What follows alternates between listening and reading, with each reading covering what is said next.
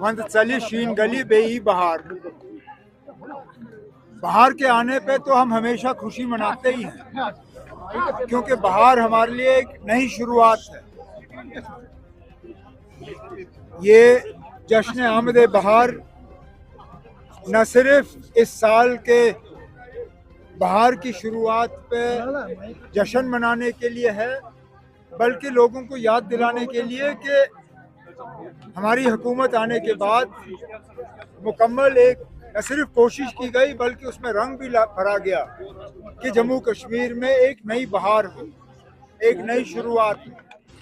और हाल ही में budget session के दौरान आपने देखा कई अहम फैसले उस सेशन के दौरान लिए गए, चाहे वो गरीब से गरीब लोगों को 6 सिलेंडर मुफ्त गैस फराहम करने की बात हो, चाहे वो मुफ्त सूर्य घर बिजली योजना के तहत मुफ्त बिजली पहुंचाने की बात हो, और सबसे बड़ा फैसला मुझे लगता है जो हाल ही में असेंबली सेशन में लिया गया, वो जम्मू कश्मीर में प्राइवेट यूनिवर्सिटीज़ की शुरुआत की जो हमने इजाज़त दी।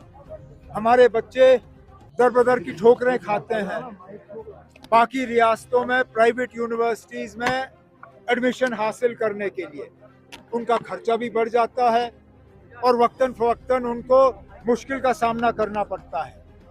हमने अब उन प्राइवेट यूनिवर्सिटीज़ के लिए जम्मू कश्मीर में आने के लिए दरवाजे खोले हैं।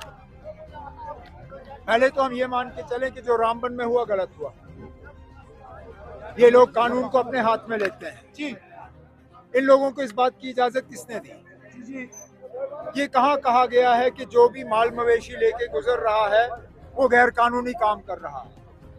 ये लोग गुंडागर्दी करते हैं, ये लोग जंगल राज यहाँ चलाना चाहते हैं। और जैसे मैंने अपनी तकरीर में कहा, हम लोग जो चुने हुए नुमाइंदे हैं लोगों के, मैं हूँ, वहाँ पे हमारे मुकामी MLA साहब हैं, हम कम से कम जम्मू कश्मीर में इस जंगल राज को कायम होने की इजाज़त नहीं देंगे।